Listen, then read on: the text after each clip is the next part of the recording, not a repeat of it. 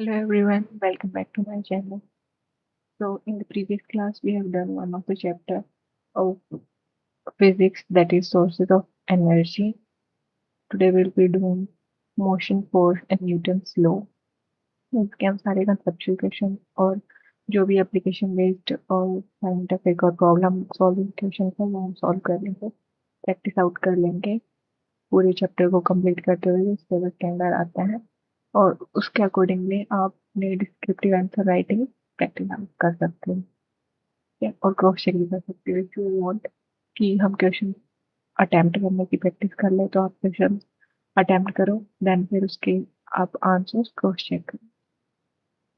That's it. Now let's start with the question answer. Our first question is differentiate between displacement and distance with a suitable example. Why displacement considered a vector quantity while distance is a scalar quantity? ऐसा क्यों होता है? सबसे पहले definition देख लेते हैं। Distance क्या होता है? डिस्टेंस टोटल पाथ लेंथ होती है travel by an object regardless of direction. ठीक है, वो लेंथ जो कि ट्रेवल करी जाती है किसी ऑब्जेक्ट के द्वारा, उसका जो बिना डायरेक्शन को पॉइंट आउट में रखते हुए। Coming to the next, displacement की अगर हम डेफिनेशन देखें तो वो क्या कहती है कि वो shortest straight line change position में from the initial to the final point, shortest straight line change in position कि आप यहाँ से यहाँ चले गए। ठीक है, तो जो स्ट्रेट लाइन डिफरेंस होगा वो डिस्प्लेसमेंट कहलाएगा, ना कि आप इसको किसी तरीके से इस तरीके से चले जाओ। It's not a displacement. Fine. अगर इनकी क्वांटिटी टाइप देखें तो क्वांटिटी टाइप में क्या है, जिसका सिर्फ मैग्नीट्यूड देखा जाए, जैसे सिर्फ इसमें डिस्टेंस को नापने के लिए हमें सिर्फ पाथ लेंथ की नहीं पड़ेगी, हम डायरेक्शन नहीं देखते। That's why called scalar quantity. Fine. And displacement is called vector quantity क्योंकि इसमें मैग्नीट्यूड के साथ साथ उसकी डायरेक्शन को भी नोट किया जाता है। ऑलवेज पॉजिटिव, इनकी अगर वैल्यू सोल्व करें हम तो पॉजिटिव आती है या नहीं? तो यस, डिस्टेंस के हमेशा हमारी वैल्यूज पॉजिटिव रहेंगी, डिस्टेंस कभी भी नेगेटिव नहीं होता। लेकिन displacement positive, negative, zero depending on the direction की वो किस डायरेक्शन में हमें डिस्प्लेसमेंट मिला है उस पर डिपेंड करेगा कि वैल्यू कौन से साइन के साथ आएगी। पाथ का डिपेंडेंस देखें तो ये एक्चुअल पाथ जो हमने या फिर कोई भी ऑब्जेक्ट ने कवर किया है ये उसको देखती है। डिस्प्लेसमेंट पाथ इंडिपेंडेंट होता है, कोई ज़रूरी नहीं होता। अगर आप ए से बी, अगर यहाँ से ये पॉइंट ए है, ये बी पॉइंट, ठीक है, यहाँ से यहाँ आए तो डिस्टेंस और डिस्प्लेसमेंट दोनों सेम हो जाएंगी, तो इसमें तो पाथ डिपेंडेंट हो जाएगा डिस्प्लेसमेंट। बट अगर कर्व्ड शेप में है या फिर इस तरीके से है तो जो डिस्प्लेसमेंट होगा हमारा वो हमारे जो पाथ ट्रेवल्ड है उस पर डिपेंड नहीं करेगा। दैट्स वाई हम उसको पाथ डिपेंडेंस कैटेगरी में नहीं। Now coming to the example, अगर एग्जाम्पल देखें हमने अभी गो थ्रू तो कर ही लिया है अभी पर्टिकुलर वैल्यूज लिख के देख लेते हैं। अगर कोई पर्सन है वो मूव करता है कहाँ से, वॉक्स ईस्ट, 5 मीटर वो ईस्ट में चलता है इन दिस डायरेक्शन। ये 5 मीटर चला है यहाँ से यहाँ तक। ठीक, उसके बाद ये क्या कह रहे हैं कि then he walks 3 metre in the west, फिर यहाँ से वो वेस्ट ले लेता है 3 मीटर के लिए यहाँ तक आया। तो उसका टोटल डिस्टेंस क्या हुआ, 5 और 3 टोटल ही तो मेंशन किया जाएगा, राइट? तो उसने कितना डिस्टेंस ट्रेवल किया, दैट इज 8 मीटर। बट अगर डिस्प्लेसमेंट देखें तो दैट इज, अब इसका माइनस कर देंगे जो कि हमारा ये 2 मीटर जो बचेगा वो डिस्प्लेसमेंट हो जाएगा। तो ये सिंपल से कॉन्सेप्ट है जो आप सबको आते ही होंगे। डिस्प्लेसमेंट स्पेसिफाई करता है मैग्नीट्यूड डायरेक्शन को, डिस्प्लेसमेंट का मीन क्या होता है कि कितना पाथ कवर हुआ है बिना डायरेक्शन के, डिस्प्लेसमेंट डायरेक्शन को देखता है, वेक्टर क्वांटिटी है वही, इसी वजह से ही डिस्टेंस स्केलर क्वांटिटी है वो वेक्टर क्वांटिटी। अगला क्वेश्चन है हमारा कि डायग्राम से हमें बताओ how the velocity time graph, जो वेलोसिटी टाइम ग्राफ है, can be used to determine the acceleration of body in a uniform motion, कोई भी बॉडी वो यूनिफॉर्म मोशन में चल रही है तो वेलोसिटी टाइम ग्राफ का उसका किस तरीके से ड्रॉ करेंगे। तो वेलोसिटी टाइम ग्राफ, पहली कंडीशन जब वेलोसिटी और टाइम ली हुई है, इसमें वेलोसिटी अगर कांस्टेंट रहे टाइम के साथ में तो ये स्ट्रेट लाइन शो करेगा, right. And then second point में क्या है, जब बॉडी यूनिफॉर्मली एक्सेलरेटेड फॉर्म में चलती रहे तो उसका इस तरीके से स्ट्रेट लाइन आएगा, ठीक है। इसमें क्या है, ये पॉइंट मेंशन कर रखे कि टी जीरो पे हमारी वेलोसिटी जीरो, अगर आप दूसरी वेलोसिटी लेंगे तो हम यहाँ अगर जीरो से ना चल के स्टार्ट किसी और से हो रही है तो इस तरीके से ड्रॉ कर देंगे वेलोसिटी। आप इसकी वर्डिंग में कैसे लिखेंगे, velocity time graph plots velocity on the y-axis and time x-axis को। The acceleration of the body is given by the slope। जो acceleration होता है वो ये जो slope है ना वो डिटरमाइन करते हैं कि क्या acceleration, इसको हम given इस फॉर्म से निकाल सकते हैं स्लोप ग्रेडियंट से। जैसे acceleration क्या होता है, चेंज इन वेलोसिटी अपॉन में change in time, that is delta delta v upon में delta t। Uniform motions means the velocity increasing at a constant rate. So the graph is a straight line with a constant slope. If a line is horizontal to the that is parallel to the time axis, तो ये हम discuss कर लिए हैं कि velocity constant है तो slope हमारा क्या बताएगा, है ही नहीं स्लोप तो जीरो, दैट मीन्स एक्सेलरेशन हमारा zero. If a line is slanted upward जो सेकंड कंडीशन में बनाया है तो इसमें क्या है, वेलोसिटी यूनिफॉर्मली इंक्रीज कर रही है और जो स्लोप है वो पॉजिटिव है और constant. If the line slopes downward, अगर डाउनवर्ड मूव कर रही है, लाइक थर्ड कंडीशन अगर हम देखें तो किस तरीके से बनेगी, इस तरीके से ग्राफ आ जाएगा हमारा और यहाँ से वो डाउनवर्ड मूव करे, ठीक है। तो ये किस चीज का एग्जांपल हो जाएगा हमारा, डिसेलरेशन का, ठीक है, इसमें स्लोप नेगेटिव आएगा हमारा। Coming to the next, define inertia. Inertia क्या होता है, वो उसका मास ऑफ बॉडी पे क्या इफेक्ट होता है, हमें टू एवरीडे एग्जाम्पल बताओ जो इस कॉन्सेप्ट को इलस्ट्रेट करें। तो इनर्शिया होता क्या, ये एक नेचुरल टेंडेंसी होती है बॉडी की जिसमें वो रेजिस्ट करता है कोई भी change in it's state of rest या यूनिफॉर्म मोशन। लाइक अगर आप रेस्ट में बैठे हुए से कोई धक्का मारे तो इनर्शिया क्या होता है, एक नेचुरल टेंडेंसी होती है बॉडी की कि हम अचानक से उ, उस चीज को रेजिस्ट करते हैं जो अचानक से कोई चेंज होता है, कोई भी चेंज होता है स्टेट ऑफ रेस्ट में या यूनिफॉर्म मोशन में। जैसे आपने कॉमनली एग्जाम्पल बड़ा होगा कि बस में बैठे हैं, बस चल रही है, अचानक से ब्रेक लगता है तो यू मतलब आप आगे की साइड बेंड हो जाते हो, दैट इज बिकॉज ऑफ कि आपकी बॉडी इनर्शिया मेंटेन रखने की कोशिश करती है, that is uniform motion maintain करके रखती है जिसमें आप चल रहे होते हैं, लेकिन जब ब्रेक लगता है तो अचानक से आप उस स्टेट को कैरी ऑन करते हुए आप आगे की तरफ झटका लेते हैं। तो इसको और तरीके से समझे तो it means a body will be continue to remain at rest और keep moving in straight line with a constant velocity unless acted upon by an external force. जब तक कोई एक्सटर्नल फोर्स नहीं लगता तब तक आप एक ही कैपेसिटी सेम स्टेट में ही रहो। इफेक्ट ऑफ मास का क्या इफेक्ट होता है इनर्शिया पे, जितना ज्यादा मास होगा, ठीक है, उतना ज्यादा इनर्शिया हो जाएगा।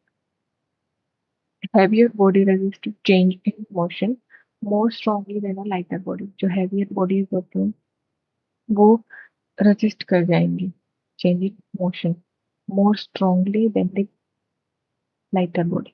इसका एग्जांपल ये दे रखा है, अगर इट इज एग्जांपल है, it is hard to push loaded truck than an empty. ठीक है, कोई खाली ट्रक है उसको पुश करना ज्यादा आसान होगा भारी से, बिकॉज लोडेड ट्रक के पास ज्यादा मास है तो हेंस उसका इनर्शिया भी ज्यादा होगा।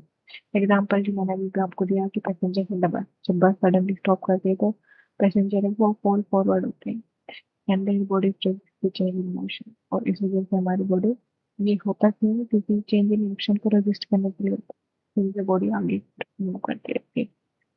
तो that is inertia of motion. Book on the table, आप बच्चों को कुछ हिलेगी नहीं, चल थोड़ी नहीं पड़ेगी, book always remains in the same place due to inertia of rest। Next is Newton's third law of motion. Explain why a gun recoils backward when a bullet fired। Third law of motion के हिसाब से हमें explain, third law explain करने के बाद हमें explain करना है कि जब अगर गन जो होती है वो रिकॉइल बैक क्यों करती है, जब बुलेट फायर किया तो थर्ड लॉ होता है for every action there is equal and opposite reaction. हर एक एक्शन का इक्वल और अपोजिट रिएक्शन होता है। इसका मतलब क्या है कि जब भी कोई बॉडी एक्सर्ट करती है फोर्स दूसरी बॉडी पे, तो जो सेकंड बॉडी है वो इक्वल और अपोजिट फोर्स एक्सर्ट करती है इन the direction of the first body की डायरेक्शन। तो ये दोनों फोर्स जब जब एक्ट होते हैं डिफरेंट बॉडीज, तो कभी भी कैंसिल आउट नहीं किए जा सकते।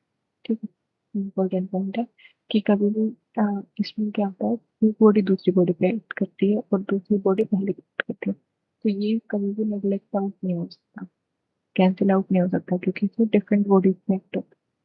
एप्लीकेशन अगर देखी जाए तो गन कोइल रिकॉइल वाला एग्जांपल है, क्या है कि जब कोई बुलेट फायर होती है गन, तो हमारा एक्शन फोर्स क्या होएगा कि हम फोर्स एक्सर्ट करेंगे गन से ताकि बुलेट जो है वो प्रोपेल्ड आउट हो जाए फॉरवर्ड। बट इसका रिएक्शन फोर्स क्या होता है कि हमें एक एक्सर्टेड फोर्स बुलेट को एक्सर्ट करने के बाद गन के ऊपर एक अपोजिट डायरेक्शन में फोर्स फील होता है, दैट इज जिसकी वजह से होता है, ऐसा होता क्यों है, क्योंकि जो गन है उसका मास ज्यादा होता है बुलेट के कंपैरिजन में, तो उसको सेम फोर्स नहीं लग सकता, राइट। तो जो बैकवर्ड वेलोसिटी है वो मच स्मॉलर होगी उसके, क्योंकि गन का मास ज्यादा होने की वजह से इनर्शिया क्या हो जाएगा, उसका इनर्शिया कम हो जाएगा, तो जिससे वो नोटिसेबल होता है क्योंकि बुलेट बहुत फास्ट है। बट आप बुलेट के कंपैरिजन में देखें तो वो काफी कम होता है। This recoil is direct consequence है हमारे न्यूटन के third law of motion. Next question हमारा आता है न्यूमेरिकल कैलकुलेशन में, पार्टिकल स्टार्ट होता है रेस्ट से, ठीक है, दैट इज यूज की हमारी क्या है, zero, moves with a constant acceleration 2 metre per second से 10 सेकंड के लिए चलता है।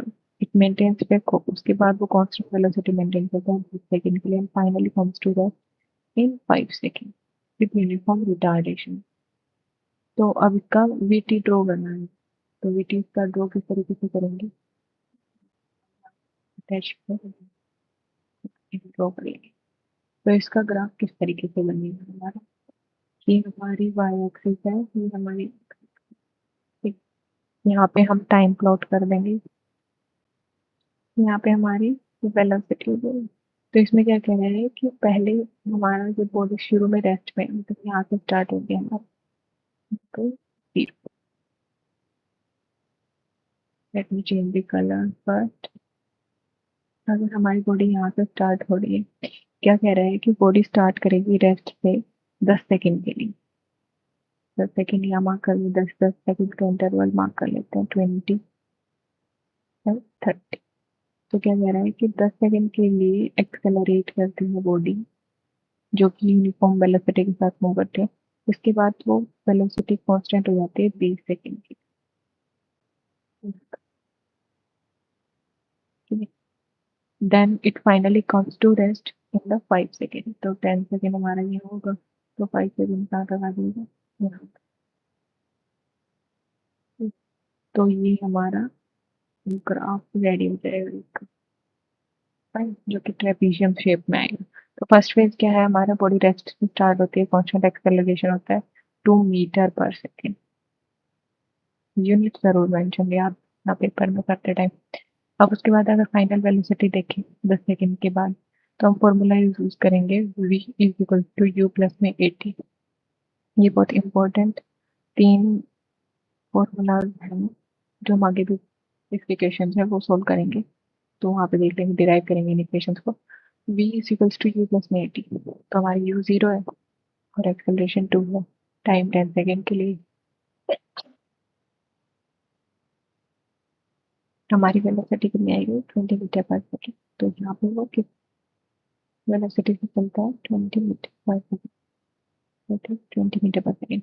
तो ग्राफ राइज होता है फ्रॉम 0 से 20, तो 20 है, टाइम हमने देखा ही था, यहाँ पे 10, यहाँ पे 20, ये 30 और फिर 35,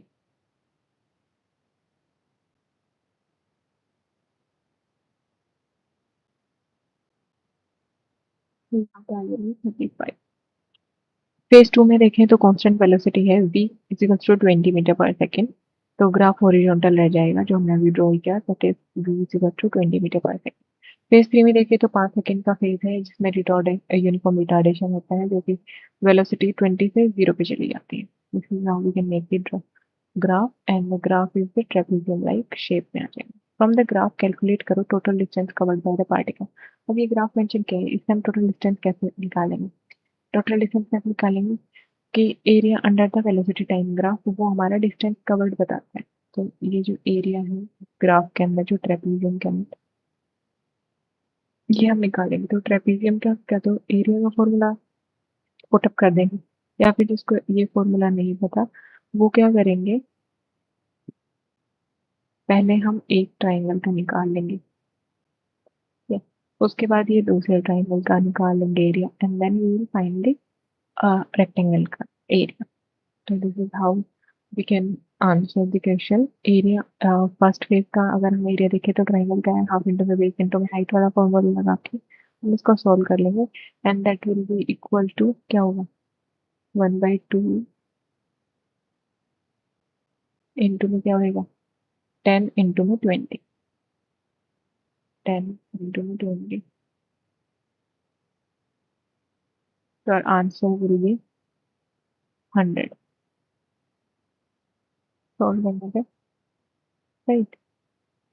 तो फर्स्ट फेज का आ जाएगा हमारा 100 centimetre square, like centimetre square में मेंशन करेंगे, डिस्टेंस कर रहे हैं तो खाली हमारा मीटर में ही आएगा। एरिया अगर देखिए रेक्टेंगल का तो उसमें बेस इंटू में हाइट अकॉर्डिंग टू दिस, इस ट्रेपेजियम के बेस इंटू में हाइट, तो साइड बाय ये वाली साइड पूरी। तो ये 20 सेकेंड की थी और ये भी 20 थी, तो 20 इंटू 20 400।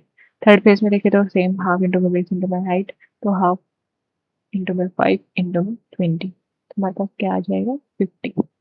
इन सबको सम कर देंगे तो हमारे पास टोटल डिस्टेंस कवर्ड आएगा 50 मीटर, 550 मीटर।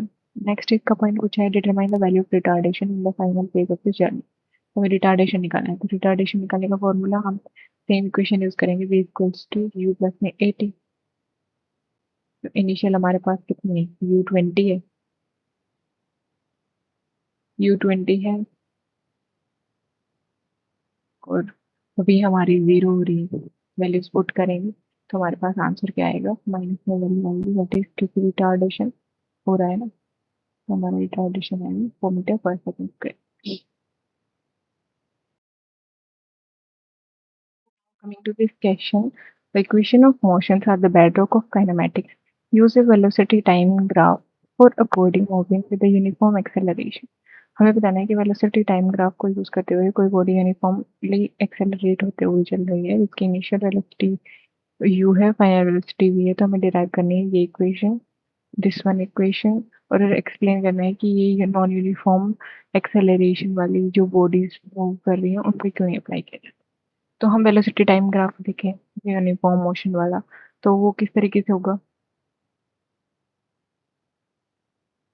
स्लोप वाला डायग्राम होता है, राइट।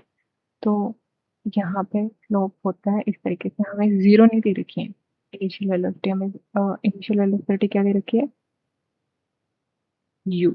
तो u को हम यहाँ लेट कर ले, जो कि पॉइंट ए है हमारा, ठीक है, और यहाँ तक बॉडी मूव कर रही है, दैट इज b,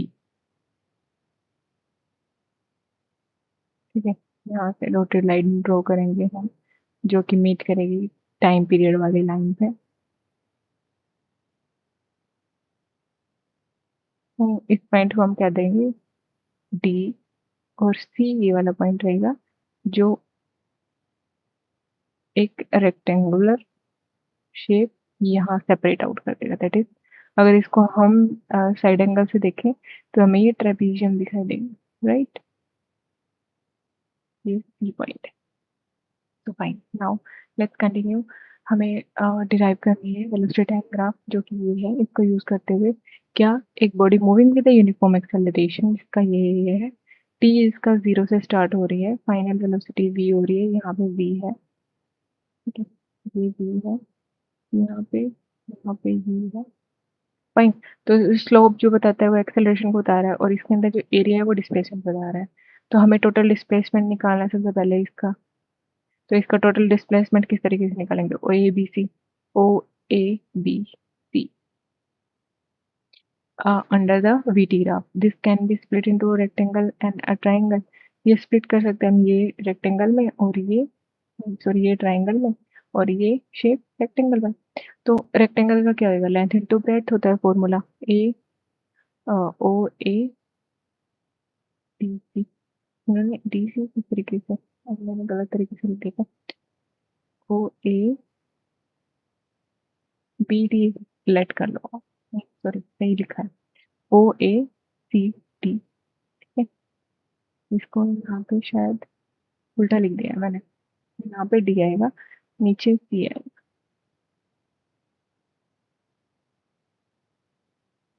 यहाँ पे हमारा डी है, यहाँ पे सी है। तो इसमें इसका अगर देखें तो लेंथ क्या हो जाएगी? ए डी, या फिर ओ सी, और ब्रेड क्या हो जाएगी? ये, दैट इज सी डी। तो यहाँ से यहाँ तक की क्या है? यू है। और ये वाला क्या डिस्टेंस है? ये टाइम है हमारा टी। ठीक है, तो इसको मल्टीप्लाई करेंगे तो हमारे पास एरिया इसका क्या आ जाएगा? U T. और ट्राइंगल का निकालेंगे, हाफ इंटू में बेस इंटू में हाइट। तो हाफ इंटू में बेस इंटू हाइट लगाएंगे, तो बेस और हाइट, तो इसका बेस क्या है? टी, या कुछ भी ले लो, ये ले लो, ये ले लो, एक ही बात है। और ये कितनी हो जाएगी? बी माइनस यू, क्योंकि यहाँ तक तो वी है। दूसरा पेन लिखते हैं, यहाँ तक तो हमारी वी है, राइट, पूरी। और ये यू है, इतने। तो वी में से यू माइनस करेंगे तो हमारे पास ये वाला डिस्टेंस आ जाएगा बी डी का। तो उसी को ही हम यहाँ पे यूज करेंगे, वी माइनस यू। ये, और हमारे पास आ जाएगा टी इंटू, हाफ इंटू में टी इंटू में वी माइनस यू। और excel from the definition of acceleration, acceleration के फॉर्मूले से क्या होता है कि डिफरेंस इन वेलोसिटी अपॉन में डिफरेंस इन टाइम। तो वो हमारा टी है, डिफरेंस इन टाइम, और वी माइनस यू। तो हमारे पास टी को इधर ले जाएंगे तो हमारे पास वी माइनस यू की वैल्यू आएगी 80। सब्सटीट्यूट कर देंगे हम वी माइनस यू की जगह 80 को, तो हाफ 80 आ जाएगा। और और टोटल डिस्प्लेसमेंट लिखेंगे तो एरिया ऑफ रेक्टेंगल प्लस में area of triangle, that is equals to u t plus में half 80। This is how we can derive the first equation. Second equation में देखेंगे v square minus u square is equals to 2as, किस तरीके से solve होगा? इसमें area of same जो trapezium है ओ ए बी सी, वो हम डायरेक्ट फॉर्मूला से यूज करेंगे। तो ट्रेपीजियम के फॉर्मूला क्या होता है एरिया का? हाफ इंटू में सम ऑफ पैरेलल साइड्स इंटू में हाइट। तो क्या होगा? हाफ इंटू में वी प्लस में यू प्लस में वी और टी, किस तरीके से? सम ऑफ साइड्स क्या है? इसकी साइड्स कौन कौन सी ली जाएंगी? ओ ए एंड बी सी। तो एक हो जाएगी यू, एक हो जाएगी वी। ठीक है, दैट इज वी प्लस में यू इंटू में हाइट, हाइट हमारी क्या है? टी।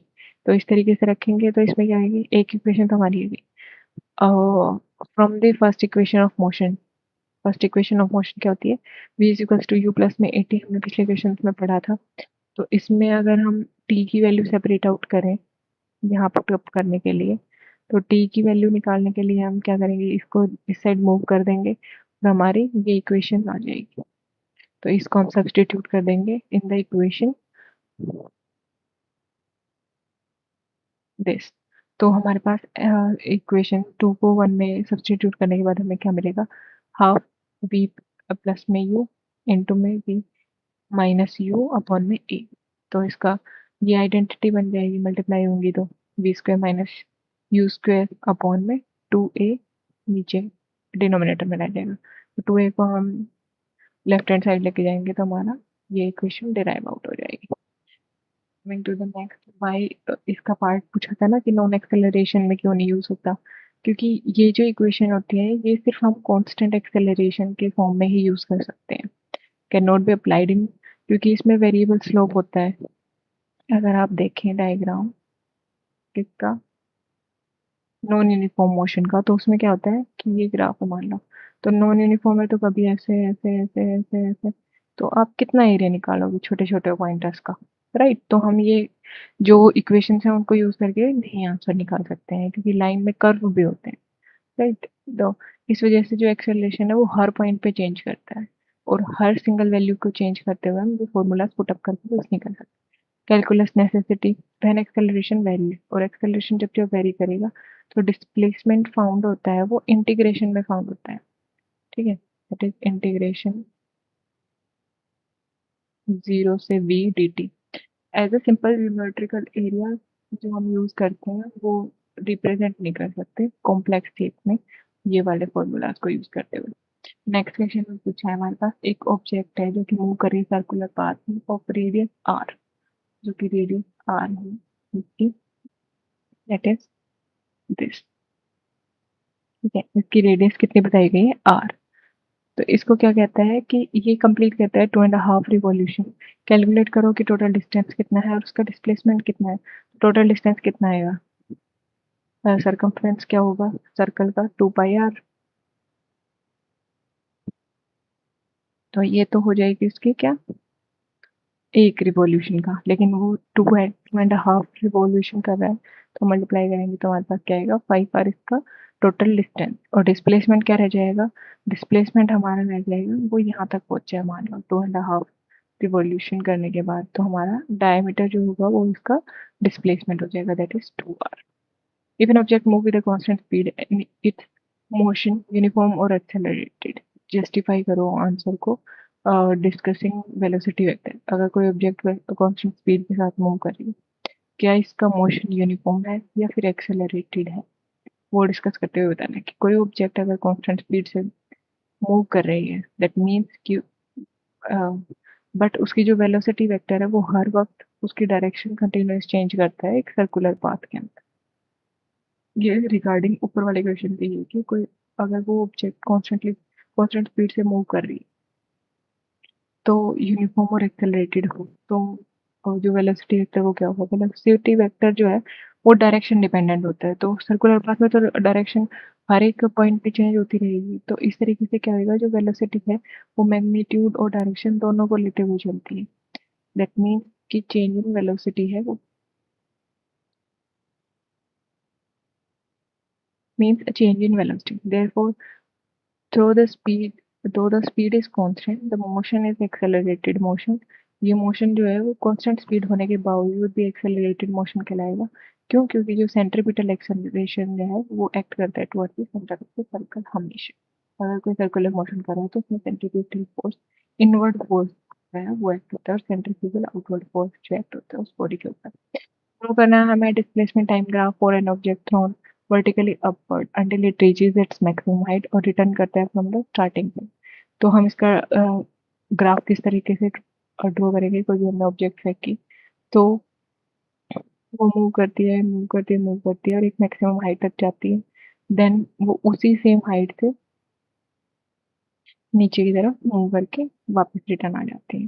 तो प्रोजेक्ट आउटवर्ड्स, अपवर्ड जो ऑब्जेक्ट करेगी उतने ही जितने ऊपर जाके जितनी धीरे स्लो होगी वो नीचे आते आते उतनी स्पीड अप हो जाएगी। When object is thrown vertically upward, displacement है वो इंक्रीज करेगा टाइम के साथ मैक्सिमम हाइट तक, लेकिन और मैक्सिमम हाइट रीच करने के बाद जो डिस्प्लेसमेंट है वो मैक्सिमम हो जाएगा, और डिस्प्लेसमेंट उसके बाद धीरे धीरे डिक्रीज होने लगेगी जैसे ऑब्जेक्ट फॉल बैक करेगी। और तो हमारा जो ग्राफ बनेगा वो पैराबोला ग्राफ बनेगा। इस शेप को क्या कहते हैं, पैराबोला ग्राफ, जिसकी opening downward, bell shaped kind of. तो इससे क्या है कि सिंस डिस्प्लेसमेंट फर्स्ट इंक्रीज, शुरू में डिस्प्लेसमेंट इंक्रीज हो रहा है और फिर सिस्टमेटिकली सिमेट्रिकली डिक्रीज कर रहा है। At the starting point and ending point जो हमारा डिस्प्लेसमेंट है वो 0 ही है। दोनों पॉइंट का देखिए तो अगर हम देखें ये ग्राफ यू शेप्ड पैराबोला है, आप बता देना एक्स एक्सिस पे हम टाइम रखेंगे, displacement y axis. Inertia is not a force, inertia कोई फोर्स नहीं होता लेकिन एक प्रॉपर्टी होती है किसी भी मैटर की। इसको जस्टिफाई करना है, डिफाइन करो 3 टाइप की इनर्शिया।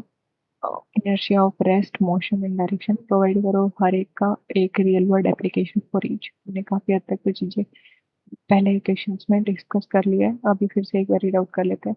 इनर्शिया ऑफ रेस्ट क्या होता है? किसी बॉडी को रेस्ट में है तो रेस्ट में रहने दें, और अ, जब तक उस पे कोई एक्सटर्नल फोर्स अप्लाई ना हो। जैसे कोई बुक टेबल पे पड़ी है तो वो बुक जब तक कोई पुश या पुल नहीं करेगा तब तक वो टेबल पे ही रहेगी। इनर्शिया ऑफ मोशन देखिए तो टेंडेंसी होती है बॉडी की, मोशन में है तो मोशन में मूविंग ही रहेगी, सेम स्पीड पे सेम डायरेक्शन में, कोई जब तक उस पर एक्सटर्नल फोर्स नहीं अप्लाई होता है। जैसे मूविंग बस में पैसेंजर्स बैठे हैं तो टेंड टू फॉल फॉरवर्ड, जब अचानक से बस स्टॉप होती है। इनर्शिया ऑफ डायरेक्शन जैसे tendency of a body to resist any change in its direction of motion. जैसे कोई शार्प टर्न आता है तो जो पैसेंजर्स होते हैं वो साइड पे थ्रोन किए जाते हैं, ऐसा महसूस होता है क्योंकि वो रेजिस्ट नहीं कर पाते चेंज ऑफ डायरेक्शन की वजह से। That is inertia of direction. तो इस तरीके से हम इनको डिफाइन कर देंगे। इसका पार्ट पूछा है second, how is the mass used as the quantitative measure of inertia. Quantitative measure of inertia के फॉर्म में कैसे मास को यूज किया जाता है?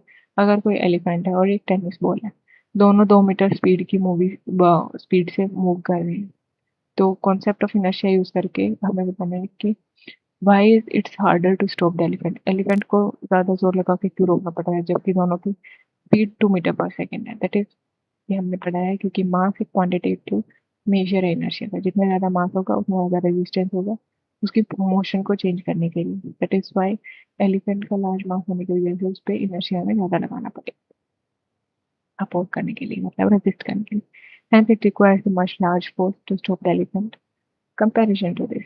दैट इज, इससे हम कह सकते हैं कि डायरेक्टली इनर्शिया मास पे डिपेंडेंट है। Does the inertia of object change if it is taken from earth to moon. अगर किसी ऑब्जेक्ट को हम अर्थ से मून पे लेके चले गए तो क्या उस ऑब्जेक्ट का इनर्शिया चेंज होगा? नहीं होगा चेंज। क्यों? क्योंकि मास जो है वो अमाउंट ऑफ मैटर होता है बॉडी के अंदर, जो कि हमेशा सब कहीं कांस्टेंट ही रहेगा, आप चेक भी चले। और जो वेट होता है वो ग्रेविटी पे डिपेंडेंट होता है। दैट इज डब्ल्यू is equal to m g, जो कि चेंज करता है लोकेशन के हिसाब से, जो कि लेस हो जाएगा मून पर ग्रेविटी, क्योंकि वहाँ पे वीक हो जाती है। देखो, और कोई भी ऑब्जेक्ट है आपके मून पे चली जाए उसका मास सेम रहेगा, तो इनर्शिया भी हमेशा सेम रहेगा, दैट इज अनचेंज्ड। सिर्फ उसका वेट डिक्रीज हो जाएगा due to lower gravitational acceleration. Next है एप्लीकेशन बेस्ड क्वेश्चन। एक कार मूव कर रही है स्ट्रेट रोड पे यूनिफॉर्म एक्सेलरेशन के साथ, उसकी वेलोसिटी रेंज होती है 10 से 25 metre per second, 5 minute 5 second में। कैलकुलेट करो उसका एक्सेलरेशन और distance cover during this time using equation. Equation of motion को यूज करते हुए डिस्टेंस कवर बताना है और उसकी वेलोसिटी चेंज बतानी है। तो इनिशियल वेलोसिटी है 10, फाइनल 25, टाइम कटी है तो यूनिफॉर्म एक्सेलरेशन हम फर्स्ट इक्वेशन को यूज करते हुए निकालेंगे। v is equal to u plus में 80, वैल्यूज पुट करेंगे तो हमारे ए की वैल्यू भी आ जाएगी 3 मीटर पर सेकेंड की। आप लोग कुछ सॉल्व करके प्रैक्टिस करोगे, काफी इजी क्वेश्चन है, बेसिक्स। या हमारे पास एक्सेलरेशन आ जाएगी तो second of motion of equation of motion से हम वैल्यूज पुट करके डिस्टेंस कवर करेंगे। F is equal to u plus में 80, एफ इज इक्वल टू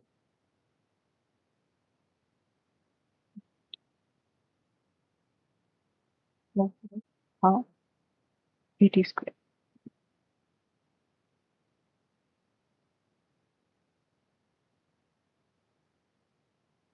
ये वाली इक्वेशन लग रही है इस वाली इक्वेशन में, सेकंड पार्ट निकालने के लिए इसके। अगर कोई भी बॉल है, अगला क्वेश्चन कर लो इसमें, ये बॉल जब भी थ्रो करती है आपको with the velocity of 20 metre, तो ये कौन सी इक्वेशन ऑफ मोशन से हम कैलकुलेट करेंगे उसकी मैक्सिमम हाइट रीच्ड और कितना टाइम मिलेगा उसके मैक्सिमम हाइट पहुंचने में। तो इसको सोल्व करने के लिए हम इक्वेशन यूज करेंगे for the body moving away with plans of gravity की इन्फ्लुएंस में बॉडी मूव करती है। तो अगर बॉडी ऊपर की साइड मूव कर रही है ग्रेविटी की, तो हम एक्सेलरेशन क्या लेंगे यहाँ पे? जी, जो कि नेगेटिव फॉर्म में दिया जाएगा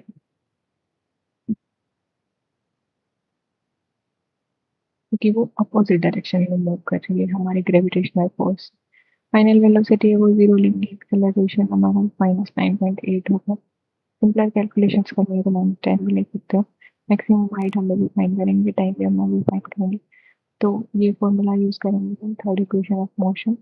इसमें एक ही जगह जी मेंशन कर दिया है, इसमें वैल्यूज पुट करते रहेंगे, सोल्व करेंगे तो हमारे पास हाइट आएगी हमारी 20 मीटर। जब पोल ऊपर अपवर्ड मूव फेंकेंगे तो उसकी जो मैक्सिमम हाइट आएगी वो कितनी आएगी, 20 मीटर। कैलकुलेट करा हुआ टाइम टेकन कितना लगा। फर्स्ट लॉ ऑफ इक्वेशन में वैल्यूज पुट कर देंगे तो हमारे पास 2 सेकेंड है आंसर। क्रॉस चेक कर लेना मिस्टेक हुई। एक ट्रक है, उसका मास है 2000 किलो, जिसकी वेलोसिटी है 36 किलोमीटर पर आवर। कोलाइड करते हैं स्टेशनरी कार जिसका मास है। आफ्टर कोलिजन दोनों बॉडीज मूव करती हैं। कैलकुलेट करो कि common velocity, conservation of moment. तो मोमेंटम का फॉर्मूला कहता है mv। ठीक है, momentum is equals to m। और इसको सॉल्व करने के लिए हम लगाएंगे m1 v1 प्लस में m2 v2 that is over here. Initial momentum निकालना प्लस में करके टोटल मोमेंटम निकालना।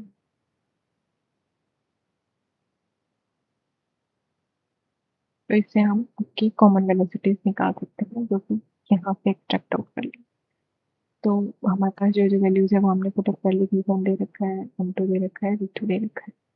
और इस फॉर्मूला में वैल्यूज पुट करेंगे तो हमारे पास की वैल्यू क्या आएगी, 6.61 metre per second. Next question में एक क्रिकेटर प्ले कर रहा है, lower his hand while catching a fast ball move, fast moving ball. ठीक है, वो लोअर डाउन करता है अपना हाथों को जब कोई फास्ट मूविंग बॉल उसके साइड आती है। इसके पीछे भी आए और फिजिक्स करो और ये second law of action motion के accordingly. Second law of motion कहता क्या है, the rate of change of momentum of a body वो डायरेक्टली प्रोपोर्शनल होता है to the applied force taken place in the direction of force. Mathematically अगर इसको लिखे तो फोर्स के डायरेक्टली प्रोपोर्शनल आ जाएंगे rate of change of momentum, that is delta p, is directly proportional to force and taken place in the direction of force with respect to rate of change again. Rate of change of that is delta p upon the t, directly proportional है f के। और delta p upon the t क्या होता है, m v, ये mass into में और force mass into acceleration के इक्वल होता है। एप्लीकेशन देखिए, फास्ट मूविंग बॉल जो होती है उसमें क्रिकेटर है वो हाथ बैकवर्ड क्यों लेता है, क्योंकि बॉल का लार्ज मोमेंटम होता है। तो इस वजह से जो प्लेयर है वो हैंड्स स्टिफ रखेगा तो उसके एकदम से मोमेंटम जो है वो जीरो नहीं हो सकता ना, तो उसको शॉर्ट स्पेन लगेगा तो इससे लार्ज फोर्स एक्ट हो जाएगा हैंड्स के ऊपर और इंजरी भी हो सकती है। दैट्स वाई उसका मोमेंटम को रिड्यूस करने के लिए, फोर्स को डिक्रीज करने के लिए क्या करते हैं, उसको लोग डाउन किया जाता है, बैकवर्ड मूव किया जाता है व्हाइल कैचिंग। इसके होता है टाइम टेकन है टू स्टॉप द बॉल वो कम हो जाता है। And increasing the stopping time reduces the force exerted on the hand and make the catch less painful and more controlled. तो दिस now बोला है वो इम्पैक्ट ऑफ टाइम इंक्रीज कर देते हैं जो बोल आ रही है उनके टुवर्ड्स, देयरबाय जो रिड्यूस कर देता है force exerted on the hand, जो कि डायरेक्ट एप्लीकेशन है हमारे सेकंड लॉ ऑफ मोशन की। कोई आर्टिफिशियल सैटेलाइट है जो मूव कर रही है सर्कुलर ऑर्बिट में, जिसकी रेडियस है इतनी किलोमीटर और वो 24 आवर्स लेती है to revolve around the. Calculate करनी है उसकी लीनियर वेलोसिटी। तो रेडियस क्या है, ये जिसमें वो मूव कर रही है तो किलोमीटर को हम पहले मीटर में चेंज कर लेंगे। टाइम पीरियड हमारे पास 24 आवर, सेकेंड में कन्वर्ट कर लेंगे। फॉर्मूला क्या है लीनियर वेलोसिटी का, v is equals to circular motion में है तो डिस्टेंस अपॉन में टाइम होता है, डिस्प्लेसमेंट अपॉन में टाइम। वेलोसिटी का फॉर्मूला तो डिस्प्लेसमेंट कितना है हमारा, पूरा मूव कर रही है, डिस्प्लेसमेंट डिस्टेंस कितना है, 2 पाई आर मूवमेंट कर रही है टाइम t में। तो हम इस फॉर्मूला में वैल्यू पुट करेंगे तो हमारे पास लीनियर वेलोसिटी आ जाएगी 3000 मीटर पर सेकेंड स्क्वायर लगभग अप्रोक्स। थोड़ी बहुत पॉइंट्स में होंगे आगे वैल्यूज। तो स्पीड इज कांस्टेंट, अगर कांस्टेंट स्पीड रहे तो कैसा वाई बी से the satellite is accelerating. Speed constant होने के बावजूद भी सैटेलाइट एक्सेलरेटिंग क्यों कही जाती है, एक्सप्लेन स्टेटमेंट कि हमने पहले कर लिया है कि इसके ऊपर सेंट्रीपिटल फोर्स एक्ट होता है जो कि डायरेक्ट करता है towards the centre of the circle. हम पीछे डिस्कस कर चुके हैं वही पॉइंट है, क्रॉस चेक कर लेना। आप इसको रीड आउट कर लेना है, ओके, इसको अपने आंसर्स को मैच कर लेना। If you A string of a stone being whirled in a horizontal circle.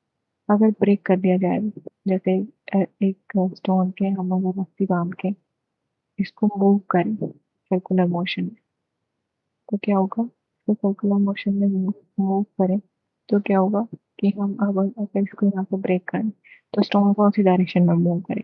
ऐसे, लाइक अगर ये सर्कुलर मोशन है हमारा, यहाँ से ब्रेक कर दिया हमने थ्रेड, तो ये बाहर की साइड जाए या किस डायरेक्शन में जाएगा?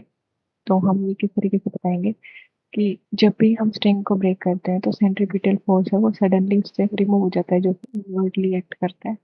तो इसी वजह से जो स्टोन है वो फ्लाई ऑफ हो जाएगा tangentially, will not towards this direction, it will move towards this direction.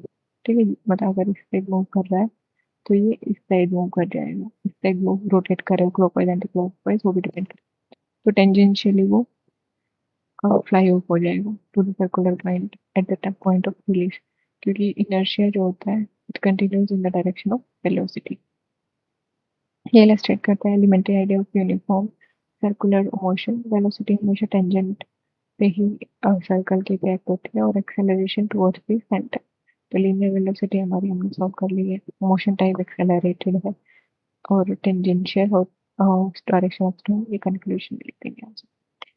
Constant force act हो रहा है एक ऑब्जेक्ट पे जिसका मास है 7 kg, 2 सेकंड के लिए जो कि एक्ट, तो it increases the object velocity from, अगर ये इतनी वेलोसिटी ऑब्जेक्ट की इंक्रीज हो जाती है तो मैग्नीट्यूड बताओ फोर्स जो अप्लाई हो रहा है उसका। तो हमारे पास जो जो गिवन डाटा है वो मेंशन आउट करेंगे। मास है, इनिशियल वेलोसिटी है, फाइनल वेलोसिटी है, टाइम ड्यूरेशन है, उसके बाद हम इसके फॉर्मूले यूज करेंगे। फर्स्ट इक्वेशन ऑफ मोशन के अंदर सॉल्व करेंगे तो हमारे पास क्या आएगी? Acceleration 2 metre per second square. ठीक है, इसका एक्सेलरेशन क्या है? एक्सेलरेशन का फॉर्मूला यूज किया हुआ है चेंज इन वेलोसिटी, वेलोसिटी बताया गया क्वेश्चन।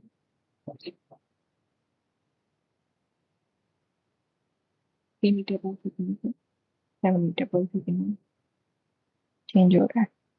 उसके बाद आ रहा है फोर्स, क्या होगा? Force into force equals to mass into acceleration. तो एक्सेलरेशन आपको दिया हुआ नहीं है, हमने सॉल्व कर लिया अभी, 2 मीटर पर सेकेंड स्क्वायर। उसको पुट करेंगे तो हमारे पास क्या आएगा? 10 न्यूटन हमारे पास अप्लाइड फोर्स आएगा। सेम क्वेश्चन में पूछा है कि अगर ये सेम फोर्स अप्लाई होगा 5 सेकेंड के लिए तो फाइनल वेलोसिटी क्या हो जाएगी? इसमें फॉर्मूला हमें दूसरा यूज करना पड़ेगा, that is first law of motion का। इसमें क्या वैल्यूज पुट करके हमारे पास फाइनल वेलोसिटी आएगी 30 मीटर पर सेकेंड। इसमें थर्ड पार्ट दिया है कि न्यूटन का सेकेंड लॉ के टर्म में हमें बताना है rate of change of momentum, और डिराइव करो ये formula from rate of change of momentum के फॉर्मूले। तो हमारे पास सेकेंड लॉ क्या स्टेट करता है? Rate in change of momentum directly proportional to the applied force and taken place in the direction of force. तो फोर्स क्या है? Delta p upon delta t, it is rate of change of momentum. अगर अब इसका क्या होगा? Momentum क्या होता है? M v. एम वी अगर वी माइनस यू लिखेंगे, फाइनल माइनस इनिशियल, तो ये किसके बराबर होती है? That is equals to m v. मतलब एक्सेलरेशन की दिशा ये गिव करता है quantitative definition of force, that is force equals mass into में एक्सेलरेशन, अप्लाइड फोर्स। ये हम कंक्लूजन में सारी चीजें प्रॉब्लम सॉल्विंग जो भी हम कर भी रहे थे, मास भी रखा है, फोर्स है हमारे पास, तो एक्सेलरेशन निकालना है easy. F is equals to m a वाले फॉर्मूले में पुट करके हम एक्सेलरेशन निकालेंगे। मोमेंटम एक्वायर्ड आफ्टर, और मोमेंटम पूछा है 4 सेकंड के बाद मोमेंटम क्या हो जाएगा? तो मोमेंटम को निकालने के लिए सबसे पहले फाइनल वेलोसिटी निकालेंगे। हमें इनिशियल वेलोसिटी तो पता है, क्योंकि हम जीरो ले लेते हैं तो मेंशन नहीं होगा। अज्यूम करेंगे कि बॉडी स्टार्ट जीरो से हो रही है, तो इसमें पुट करेंगे वैल्यूज तो हमारे पास बी आएगी 16 मीटर। तो मोमेंटम अगर हम निकालेंगे तो 80 kg/मीटर आ रहा है। We can write down the answers conclusion के, डिराइव करो this from Newton second law of motion. Newton का सेकंड लॉ ऑफ मोशन जो हम अभी पढ़ चुके हैं क्या होता है? तो इसका मोमेंटम के टर्म में मोमेंटम का फॉर्मूला होता है एम वी। इसका rate and change of momentum लिखें जो कि फोर्स के इक्वल होता है, तो इसमें वैल्यूज चेंज कर देंगे, देन वैल्यूज इस तरीके से आ जाएंगी। एक्सेलरेशन क्या होता है और एक्सेलरेशन क्या होता है? Acceleration is equal to d v upon dt। तो हम डी वी अपॉन dt को एक्सेलरेशन लिख देंगे, इसके बाद relating to force, force is equal to d v upon dt। Remove कर देंगे प्रोपोर्शनैलिटी विद कांस्टेंट, तो हमारे क्या आ जाएगा मास एक्सेलरेशन तो कंक्लूजन। क्वांटिटेटिव डेफिनेशन फोर्स की जाएगी, force is a product of mass and acceleration. ये मेजर करता है कितना ज़्यादा फोर्स होगा उतना ज़्यादा एक्सेलरेशन हो जाएगी। Produce for a given for the same force large mass produces smaller acceleration. Same force apply किया जाएगा तो जो लार्ज मास वाली चीज़ होगी वो स्मॉल एक्सेलरेशन प्रोड्यूस करेगी। एक मोटरसाइकिलिस्ट जब वो ड्राइव करता है north 60 kilometre for 30 minutes, then stops for 15 minutes and then drives south 45 minutes। तो कैलकुलेट करना है कितना डिस्टेंस मैंने कवर किया, डिस्प्लेसमेंट कितना है और स्पीड क्या है, वैसे लगती है। स्पेसिफिक कंडीशन बतानी है, within the magnitude of average velocity will be exactly equal to the average speed। ये आपका खुद से करना, कम डाउन करेंगे। एक बुलेट है हमारे पास, इसका वेट है 20 ग्राम, क्योंकि पिछले वाले पीछे पहले अटेम्प्ट कर चुके हैं, ये फिक्स भी कुछ। एक बुलेट है, उसका मास है 20 ग्राम। So usually fires with velocity of 50 meter per second from a pixel of mass to the your recoil velocity charge पिक्चल calculation बताते हैं। recoil of gun को एक्सप्लेन कराएंगे तो स्टार लॉ ऑफ मोशन से रिवील कर चुके हैं। ड्यूरिंग द फायरिंग प्रोसेस जो टोटल काइनेटिक एनर्जी है वो कंजर्व रहती है, जो मतलब recoil velocity हम किस तरीके से निकालेंगे, ये m mass of bullet that is kg में कन्वर्ट कर लेंगे। वेलोसिटी ऑफ बुलेट वैल्यू जो है इसको हम पुट करेंगे जो हमारा मोमेंटम वाला फॉर्मूला, उसके अंदर m one v one upon में प्लस में m two v two. Final हमारे पास जीरो है दोनों का। तो इस वैल्यू में सारी चीजें पुटअप करने के बाद हमारे पास रिकॉइल वेलोसिटी आ जाएगी पिस्टन की। तो ये वाला पार्ट हम कर चुके हैं डिस्कस ऊपर वाले क्वेश्चन में। Conservation of energy during firing, firing के दौरान कंजर्वेशन ऑफ एनर्जी किस तरीके से होगी? टोटल काइनेटिक एनर्जी है नॉट कंजर्व्ड ड्यूरिंग फायरिंग, वो कंजर्व्ड नहीं होती। क्यों? क्योंकि जो केमिकल एनर्जी गन पावर में स्टोर होती है वो काइनेटिक एनर्जी ऑफ बुलेट बन के निकलती है। Kinetic energy of recoiling of pistol में हीट साउंड और लाइट एनर्जी के फॉर्म में। तो हम कह सकते हैं कि मोमेंटम कंजर्व होता है, काइनेटिक एनर्जी इंक्रीज करती है because of the conversion of chemical energy to mechanical chemical energy. High order symbolic देखें तो why is the motion of a body in uniform circular path considered accelerated motion even though its speed remains constant? इसके बारे में भी हम discuss कर चुके हैं, दोबारा कर लेते हैं। फिजिक्स के एक्सेलरेशन, फिजिक्स में एक्सेलरेशन का मतलब क्या होता है? चेंज इन वेलोसिटी, ठीक है, विद रिस्पेक्ट टू टाइम। तो वेलोसिटी क्या है? एक वेक्टर क्वांटिटी है जिसके पास मैग्नीट्यूड और डायरेक्शन दोनों। यूनिफॉर्म सर्कुलर मोशन में क्या होता है कि स्पीड है वो कांस्टेंट रहती है लेकिन हर डायरेक्शन हर बट जो डायरेक्शन है वेलोसिटी की वो कंटिन्यूअसली चेंज होती रहती है। इस वजह क्यों होता है ऐसा? क्योंकि बॉडी सर्कुलर मोशन में मूव करती है। तो अगर बॉडी वेलोसिटी चेंज हो रही है हर एक पॉइंट पे डायरेक्शन के चेंज होने की वजह से, तो क्या होता है कि बॉडी एक्सेलरेटेड फॉर्म में आ जाएगी। This acceleration is called centripetal acceleration towards the centre of the circle. Daily life example देखें तो राउंड अबाउट पे अगर कार मूव कर रही है तो उसकी कांस्टेंट स्पीड रहेगी लेकिन वेलोसिटी चेंज होती रहेगी, that is acceleration. Acceleration body speedometer क्या शो करता है? सेम वैल्यू यूज करता है लेकिन शो करता है, लेकिन एक्सेलरेशन की जो वैल्यूज है वो चेंज होती रहेगी। Change in direction of motion में कार है वो एक्सेलरेट कर रही है लेकिन speed remain unchanged. Another single example देखिए जो हमने अभी डिस्कस किया था कि जो स्टोन टाइड होता है स्ट्रिंग की वो वायरल करता है इन द सर्कल। तो स्टोन की स्पीड है वो कांस्टेंट है तो वेलोसिटी है वो हर डायरेक्शन में चेंज होती रहती है, that is velocity.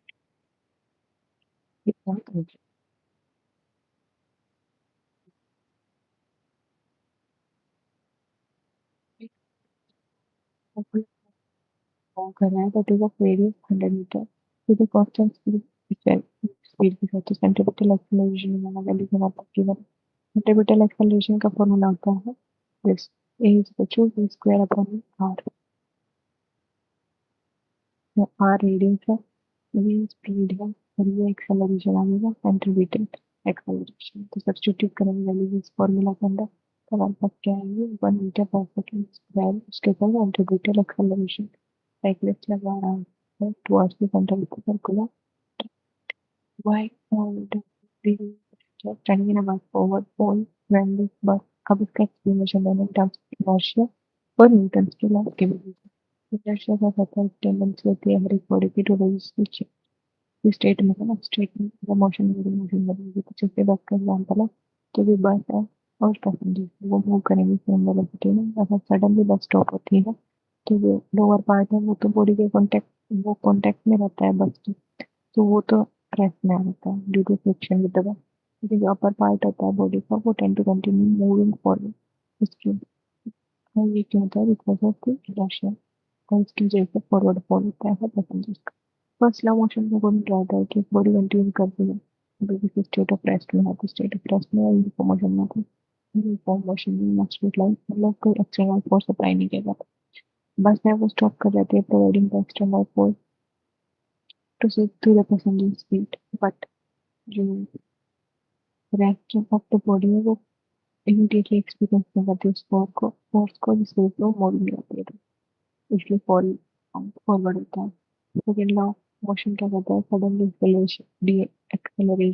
डिसेलेरेशन of the bus apply a force to the passenger seat, और अपर बॉडी उस चीज को रिसीव नहीं कर पाती नहीं सेम स्पीड से और सेम स्टैंड से, तो इस वजह से इम्बैलेंस क्रिएट होता है, फॉरवर्ड लीन होता है वो, including drawback falls forward because of inertia, क्योंकि बॉडी को मूविंग स्टेट में रखने की कोशिश करता है और जैसे ही बहुत ज्यादा स्टॉप होते हैं, तो ये कॉन्सिक्वेंस किसका होता है Newton's first law of motion. Two ice skaters that push each other move in the opposite direction explains the law of conservation of momentum and third law of motion। तो ये situation में जाते हैं कि ये सिचुएशन में correctly illustrate करती है थर्ड लॉ ऑफ मोशन को, कैसे और law of conservation of momentum को। इस तरीके से थर्ड लॉ ऑफ मोशन क्या कहता है every action there is equal and opposite action, जब कोई एक स्केटर पुश करता है दूसरे को तो दोनों पे फोर्स एक्सर्ट होता है, ठीक है, जो कि मैच हो जाता है इक्वल एंड अपोजिट फोर्स जो कि एक्सर्टेड बैक होता है फर्स्ट स्केटर के ऊपर। कहता है कि दोनों अपोजिट डायरेक्शन में मूव कर जाते हैं विद इक्वल मैग्नीट्यूड पर अलग डायरेक्शन। मोमेंटम क्या होता है p equal to m into v, mass और वेलोसिटी होता है। तो आइसोलेटेड सिस्टम के अंदर जो टोटल मोमेंटम होता है पहले और जो आफ्टर इंटरेक्शन के वो हमेशा कांस्टेंट रहता है। तो before the push both state जो स्केटर्स है वो रेस्ट करते हैं, टोटल मोमेंटम उनका जीरो होता है। आफ्टर द पुश जो एक स्केटर होता है वो एक डायरेक्शन में मूव होता है तो दूसरा अपोजिट डायरेक्शन में मूव करेगा, there momentum are equal in magnitude for the opposite direction. तो इनका जो सम होगा वो स्टिल जीरो रहेगा, लेकिन जो इसका टोटल मोमेंटम है वो कम कंक्लूजन। इसके बाद है to every action there is equal and opposite direction, ये हम कितने बार डिस्कस कर चुके हैं। ये अभी पूछा इस क्वेश्चन में कि व्हाई ये कैंसिल आउट क्यों नहीं करते, क्यों, क्योंकि जब ये एक्ट होते हैं ये फोर्स कभी भी कैंसिल नहीं कर सकते क्योंकि सेम ऑब्जेक्ट पे नहीं लगते। कैंसिल आउट होने के लिए उनको सेम ऑब्जेक्ट पे लगना ज़्यादा जरूरी होता है। जब अगर आप वॉल पे पुश करो तो वो wall pushes back on you with equal force, these forces don't cancel, cancel नहीं होते। जब एक एक्ट होता है वॉल पे और दूसरा एक्ट होता है आप, बैलेंस हो जाता है, कैंसिल आउट। हॉर्स और कार्ट वाला सिस्टम देखो, एक हॉर्स है वो पुल करता है कार्ट को बैकवर्ड, लेकिन जो कार्ट है वो पुल करती है हॉर्स को forward with an equal and opposite force. पहले ग्लैंस में तो ऐसा लगता है कि कैंसिल आउट हो जाना चाहिए, लेकिन साथ साथ क्या होता है जो हॉर्स है वो पुश करता है बैकवर्ड ग्राउंड से उसके हुक्स से, हुक्स, ठीक। और ग्राउंड क्रिएट करते हुए पुशिंग द फोर्स फॉरवर्ड, ये उसका रिएक्शन फोर्स होता है। इस तरीके से था लॉ ऑफ मोशन एक्ट करते हैं। तो इस तरीके से फोर्स जो है वो मूव फॉरवर्ड होता है। तो जो मोशन है फोर्स का सिस्टम में वो डिपेंड करता है the interaction of with the ground, not just with the internal forces between the force and, जैसे हम वॉक करते हैं ग्राउंड के ऊपर, इसमें क्या होता है, पर्सन पुश करता है ग्राउंड को बैकवर्ड विद देयर फुट, और रिएक्शन क्या होता है कि ग्राउंड है वो पुश करती है पर्सन को forward, equal and opposite forces की वजह से हम वॉक कर पाते हैं, फ्रिक्शन लगती है साथ में। समरी हम शायद ये बाद में लिखते हैं। एक हाई जंप एथलेटिक इवेंट, एक एथलीट है वो फॉल करता है, made to fall on either equation bed और सैंड बेड, इन पे वो फॉल कराएगा। क्यों? Using the concept of the momentum into time to upon आएगा। Explain why fall on hard surface more injurious होता है than falling on a question, define करना है इम्पल्स उसकी स्टेट, उसकी एसआई यूनिट को, और impulse is equal to change in momentum को शो करना है। Why does the cricketer feel the pulls, ये हम कर चुके हैं। ठीक है, तो क्वेश्चन है वर्सेस हार्ड फ्लोर, इसमें क्या होगा, फोर्स एक्सपीरियंस करते हैं जब कोई भी गिरता है। तो ये वाला फॉर्मूला लगा के हम क्या करेंगे, change in momentum on the time of impact on the hard floor, जब टाइम इम्पैक्ट अगर हम स्मॉल रखेंगे तो जो मोमेंटम है वो तो सेम ही रहेगा, लेकिन स्मॉलिटी होने की वजह से फोर्स कम हो जाएगी, स्मॉलिटी होने की वजह से फोर्स कम होगा, जो कि नहीं, सॉरी, स्मॉलिटी होने की ये अपॉन में होगा ना, फॉर्मूला गलत है, कुछ देख नहीं। तो अगर फोर्स कम होगा तो इस पे इम्पैक्ट कम होगा, सॉरी टाइम कम होगा तो इस पे इम्पैक्ट कम होगा, तो वैल्यू बढ़ेगी ना, ज़्यादा ही रहेगी। तो फोर्स हमारा लार्ज होगा, जिससे लार्ज इंजरी, मतलब ज़्यादा इंजरी होने की चांस नहीं है। अगर क्वेश्चन बैक रहेगा तो उससे स्टॉपिंग टाइम बड़ा हो जाएगा, उससे टाइम इंक्रीज हो जाएगा, तो जो फोर्स है वो रिड्यूस हो जाएगा, उससे फॉल प्रेफर हो जाएगी। इम्पल्स का फॉर्मूला क्या होता है, it is represented as g, that is the product of force into time. तो इसकी यूनिट क्या हो जाएगी, फोर्स के नेट न्यूटन, टाइम की जगह। तो इस तरीके से इम्पल्स मोमेंटम के अगर हम फॉर्मूला यूज करें तो फोर्स क्या होता है, मोमेंटम अपॉन द टाइम, तो टाइम से टाइम कैंसिल होता है, तो ये इम्पल्स है that is equals to momentum. तो इस वजह से हम कह सकते हैं कि impulse is equals to the change of momentum of the body. Thanks for watching, hope you all will wait for your exams.